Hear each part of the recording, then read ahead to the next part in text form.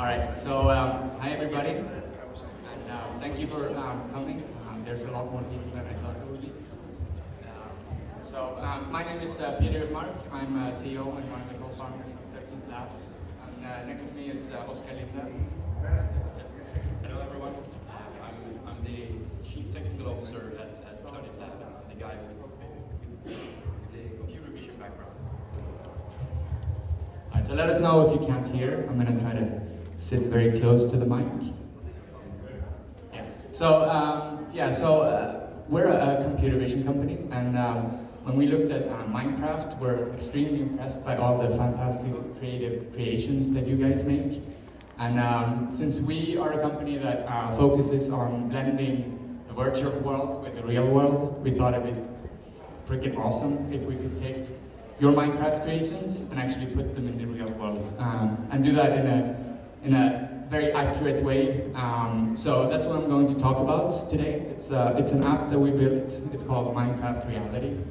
And we actually built this in collaboration with Mojang, so it's officially supported by them. And this is a world premiere, so we're actually releasing this app this weekend here at MINECON. So to give you a little overview of what the app is and what it does, I'm going to show you a video to start off with. So here it goes.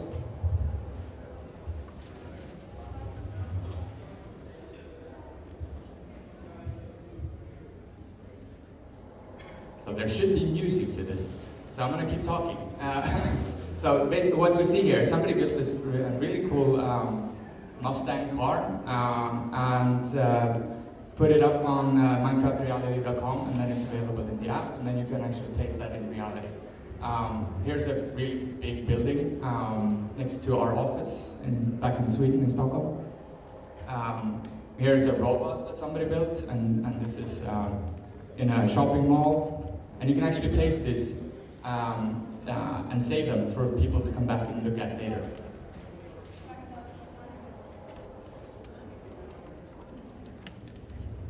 So I'm going to go through a little bit about the specifics of the app, and then I'm going to get pretty techy. So I hope you're all interested in technology, because it's going to get a little bit deep into the technology behind this. So bear with me around that. So first of all, around Minecraft creations, Minecraft Reality, what you can do is you can select one of many popular Minecraft creations, and you can put that in reality. You can save that for other people to look at. So if somebody comes back the next day and looks at the same spot, they'll see the thing that you actually put there. So if you put a car or a house or an island or whatever you built.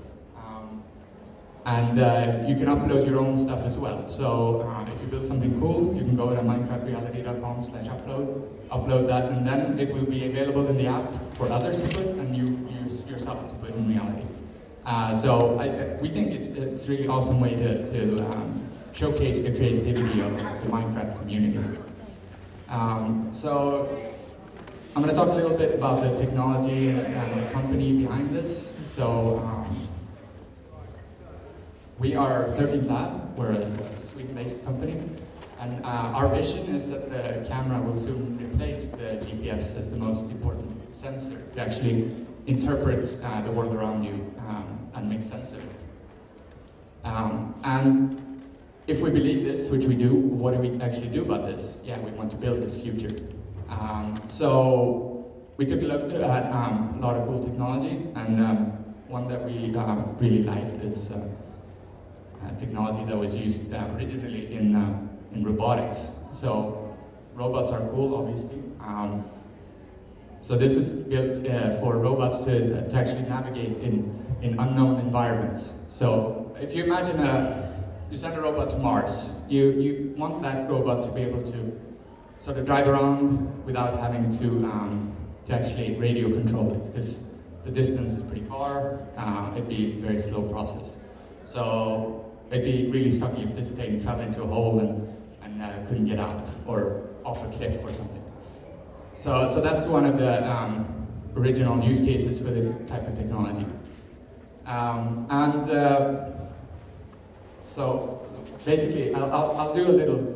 This is the most boring slide, unless you really like hardcore technology, which we do. So this technology is called simultaneous localization mapping. It's a short slam. What it does is you look at camera images and you find features. That could be like point features at the top of here and over there, and anywhere there's visual detail. And then you find these features in multiple images. So the camera only has one or the phone only has one camera. Like humans, we have two eyes, so we can see in 3D. With a phone, you only have one, so it's 2D. But if you move it around, you actually can get 3D from that. So what we do is we take multiple camera images. We find the same features in all the images. We triangulate that, so we actually get 3D positions of all these points. That makes a point cloud, it's called. It's basically a very simple 3D model of reality that you're looking at.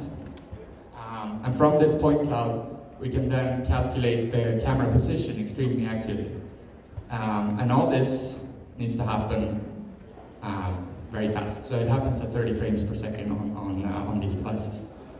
So it's a lot of hardcore math. It's really difficult stuff. That's why I got this guy right here. And Daniel back there, say hi. They do all these cool things.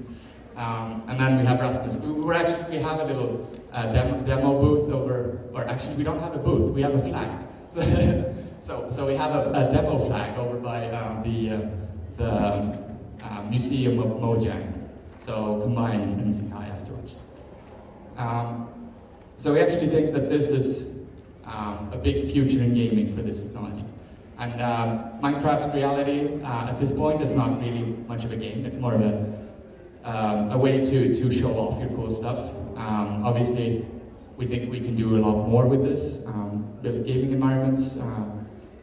You can imagine just being able to blend virtual worlds with the real world.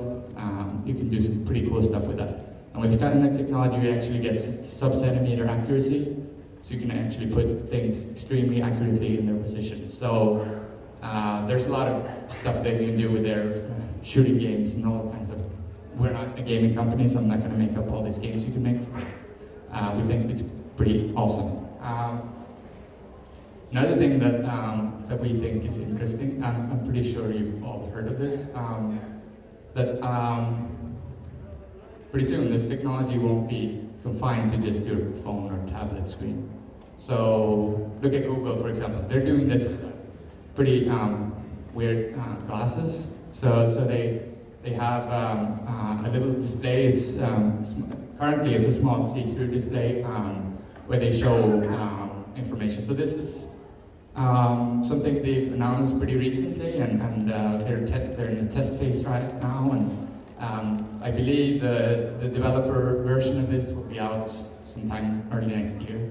So that'll be really awesome to get our hands on. And all the other like big dragons in tech, they're also doing this kind of stuff. So I think Microsoft, they just patented something around this. I'm gonna guess that their focus is more on gaming than Google. So you can imagine a Kinect tie-in with this kind of stuff. It'd be really cool. And then so this is sort of AR, augmented reality, blending the real world with the online world. But there's a project called Oculus Rift that you might have heard of, which is virtual reality. So there's no blending of the reality, but you still get similar sensation where you can actually walk around and move around in the game. So now I'm going to show you some other use cases for this. So we're not a gaming company, like I said. We are a tech sort of computer vision company. So we've done a lot of different things, and Minecraft reality is one of them. But here's some more stuff. So general 3D visualization, which is partly what Minecraft reality is. Here's a different take on that. So here we took the Starship Enterprise and we put it in our office. So this is video from, I think it's from an iPad. And you're gonna see me and my co-founder Anders running around like idiots pretty soon. And this is mainly to show off the robustness of the technology. So like you see, we have a virtual object there, it's a Starship Enterprise, and then we have the real world in our office, and then we can blend those pretty accurately. So this is just to show off that you can run around like idiots and do this. Which, I mean, you want to do in a game.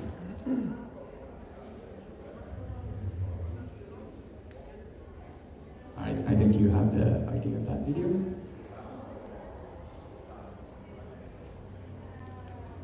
Another thing which is a bit more utilitarian, but we think can be extremely valuable. Like imagine if you have sub-centimeter positioning whenever you are in the world, whether it's outdoors or indoors and whatnot. Navigational use cases become extremely attractive in this case. So here's a demo we did. We filmed the block around our office, built one of these point clouds, and then we can track the camera movements within that space extremely accurately. So here's a video of that. There's a video of that.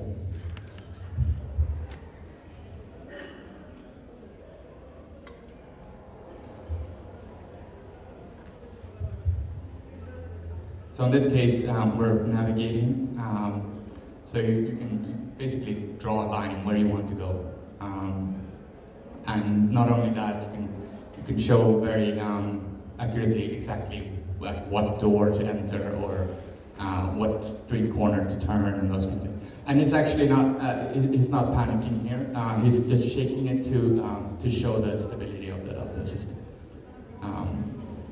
This kind of looks silly. There's a lot of other stuff you can do with this. Advertising, for example, pretty boring in general. Except, I mean, especially like outdoor billboards and stuff. You can do really cool stuff with that. You can show hidden worlds and like views into other dimension kind of stuff. So here's an example of that. We've taken the same Starship Enterprise that we used in an earlier video, and now we're doing that as a billboard demo here. So this is in the subway in Stockholm. We're looking at a pretty boring ad behind it. Awesome space.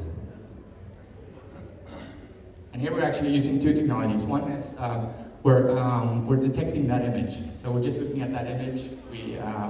We can detect which image we're looking at and then decide what to show behind it. But then as this thing flew out, we actually start our SLAM system from that. So as we pan and follow that thing, we actually build a model of the subway station in real time, and then we can track the thing flying out of it.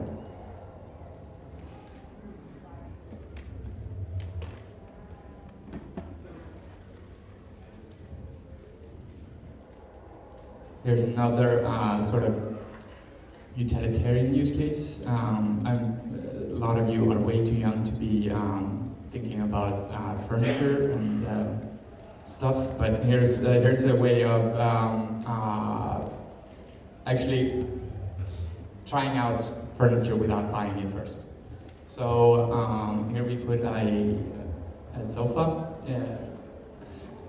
and we can change colors and all that kind of stuff. And the really interesting thing here is that we can get 100% accurate scale. So we can see if it fits, not just the style and colors and all that kind of stuff, but if it actually fits physically in the space that you want to put it. So you don't really need to get all the tape measures and stuff out and do all that kind of boring stuff. To test this scale, we actually did this little thing which just measures distances. So in this case, we can measure like the area of a wall or how far something is from something else. And we just moved into a new office pretty recently, and we repainted that, and we actually used this thing to calculate how much paint to buy. And it's surprisingly accurate. So I think we have about 3 meters ceiling height, and we got less than a centimeter off when we did this. So I mean, I think that's pretty cool.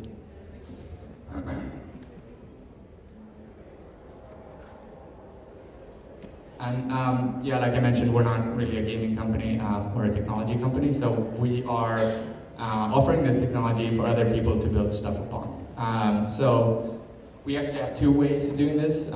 One is, like you've seen with Minecraft Reality, you can put this in your own applications, and then you can build whatever you want on top of that game or other type of app. And this you can get for free from our website. We also have another way of doing this. We think the world should have a user interface, and the best way of scaling that is to use just regular web technologies that pretty much everybody knows at this point, so HTML, JavaScript, CSS, and so on. So we have built a way to use this kind of technology and render HTML on top of reality, and it's just as easy as just building a simple web page. So this is called Point Cloud Browser, and again, it's free to use and just build stuff on, and it's very easy, just like building a web page. So I think we're gonna do some live demos, because that's always fun. So bear with us while we hook this up. So we have an iPad here, and we'll show some cool stuff.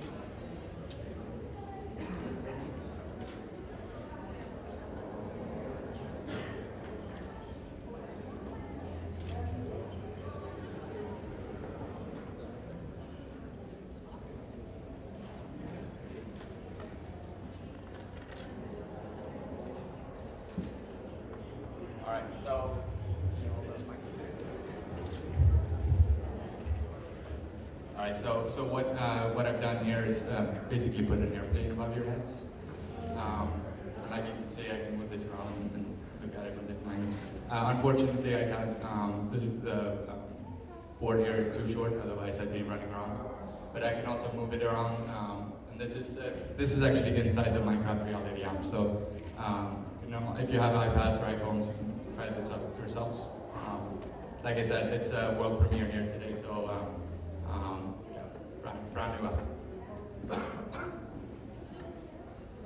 Yeah, so that's about it. And if you have any questions, we're here. And also afterwards, we'll be around the Mojang Museum.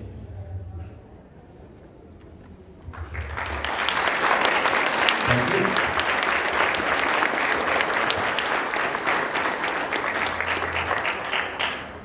Yes.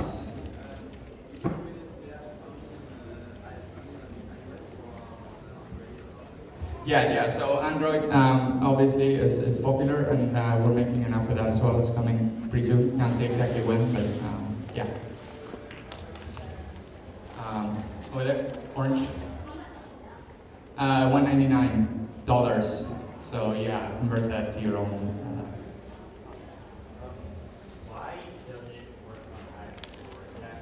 Yeah, so that's a good question. So this technology is pretty resource intensive when it comes to CPU power. We basically, the more we have, the better we can make the technology. And the iPhone 4 only has a single core processor, and we do multiple things at the same time, building the map and tracking the map and all that stuff. So it works, but pretty crappy. So if you have an iPhone 4, I wouldn't really recommend you buying it.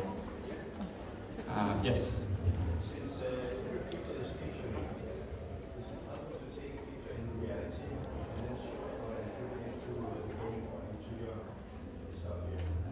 Yeah, I mean, you could definitely take pictures and put them, not into the game, no, but with this technology, you can overlay pictures on top of reality. The thing is, pictures are in 2D, so it'd be like a screen, basically. If you look at it straight from the front, you see the picture. If you look at it from the side, it'll be just one-dimensional, you wouldn't see anything. Yes?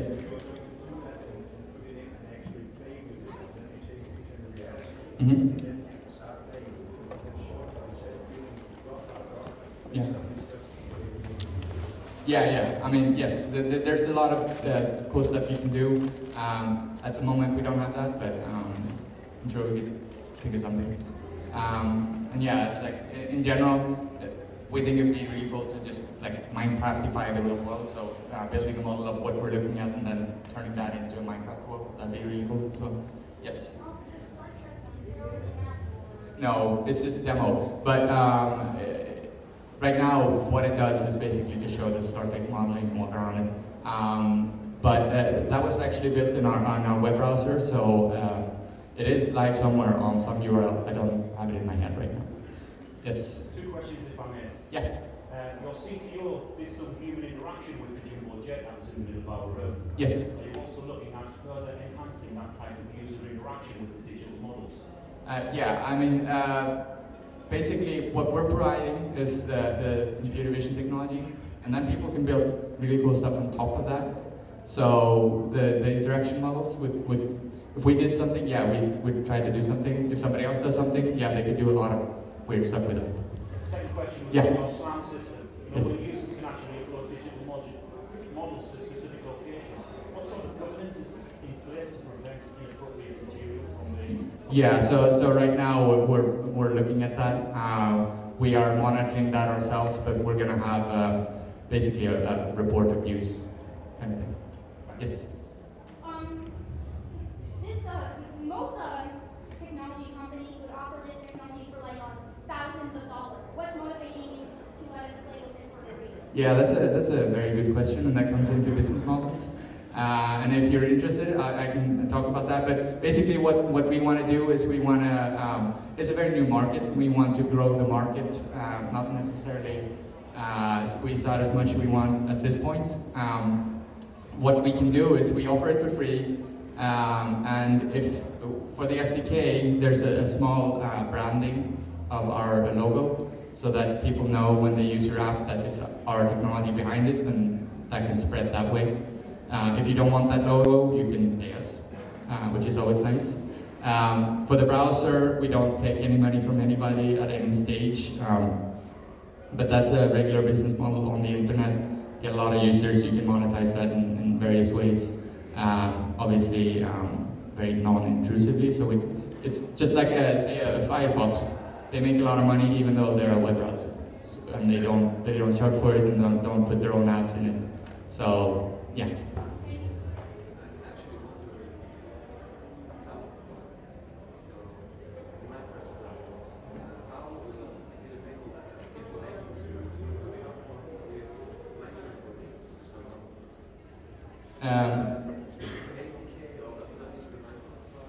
Yeah, exactly. So right now the upload process is pretty rough, to be honest. It's we're improving that very shortly. But what it is basically you go into your region folder, find the MCA files, upload a bunch of adjacent ones. You'll get a 2D map on the web page where you can sort of cut out the part that you want to have in the app, and then you upload that. So that's pretty much the process. Yes? In some of the videos, we saw some actual animation as opposed to static objects. Yep. Is that all animated in the app, or is there going to be any animation functionality built in the future? Yeah, so in the Minecraft app, there's no animation at this point. We're looking at a whole bunch of different stuff for the future for this app. Can't say exactly when, but there's a lot of more interactive stuff that would be really fun to do. So we'll see if and when we do those. But yeah, we would want to do that. Yes? I don't know. I'm not sure. Again, we will see about the future. And again, we like I said, we're a technology company, so we'll happily take any suggestions on how to improve this from a Minecraft player perspective. Yes?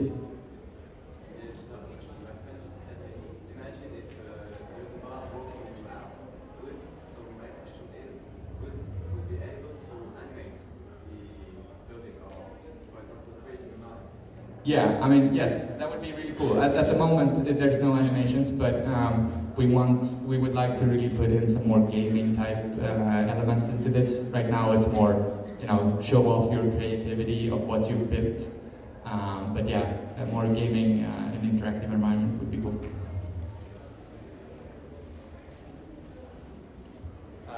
Yeah, in the back. Is there any point clicking? So would anybody be able to put a large creation over something smaller creation if they didn't like it? Sorry, I had a problem hearing that. Is there anything to avoid clipping so people can't put their big creation over smaller creation? Yeah. So right now, basically, you select what you want to view. So if I say, yeah, I want to view this airplane up there, and then yeah, that's what I see. If I want to see something bigger that would cover that, then that's what I see. Basically, there's the selection process. Yes.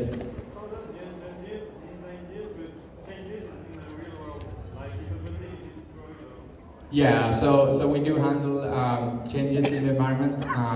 There's obviously some sort of a fuzzy line where we don't anymore. So we do handle a lot of changes, but not drastic changes. Yes.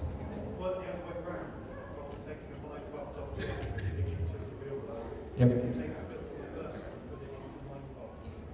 Yeah, somebody could, and we probably could at some point, but it's slightly different.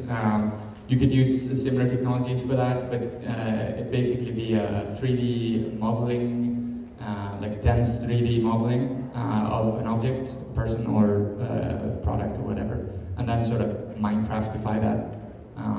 So yeah, it could be done, but it's not possible at this point with the SDK that's out. Yes? For the 3D objects like the plane that you have in there, where are you sourcing those from? Or? Yeah, so people, yeah, so these are things that people can upload. Whether you upload it from your own stuff or you find it somewhere, obviously don't upload stuff that you aren't allowed to.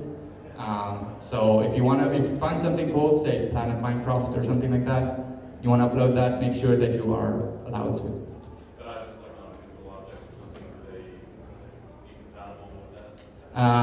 Currently in this app we're just doing Minecraft, but in general, I mean, we can do pretty much any sort of 3D model. We don't support every format, but yeah.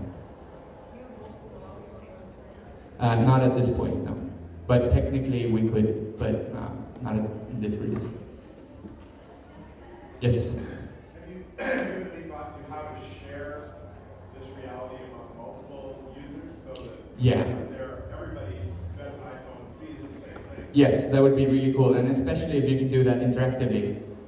That'd be awesome. If you can see what other people are building in real time around you, that'd be freaking cool. So yeah, we'll look into that.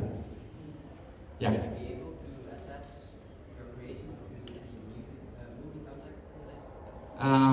Maybe. I think that's a question for our CTO here. Yes, when it comes to the Minecraft creations, it's very likely that we will be able to add some moving objects in the future, but this version doesn't have that support. Yes, again. Is this software have a server and a client side, or is it all happening in the client now? Yeah. So all the calculations are client side. We do have a server in place to store stuff on. So when you save something, we store basically a point cloud and a reference to a Minecraft model, but we don't do any calculation server side. It's all on the client. Yes? Do you have an app that can run on any iOS device, like a MacBook, if you wanted to actually film straight onto your laptop or something like that? Sorry, I missed. Okay. Does the app also run onto a MacBook, so you could edit straight from the computer? Yeah, it's the app itself doesn't run on a MacBook, but the technology could be ported pretty easily. So we're going to do 3 more questions if you have them, and then I think we need to wrap up. Maybe no more questions. Yeah, one.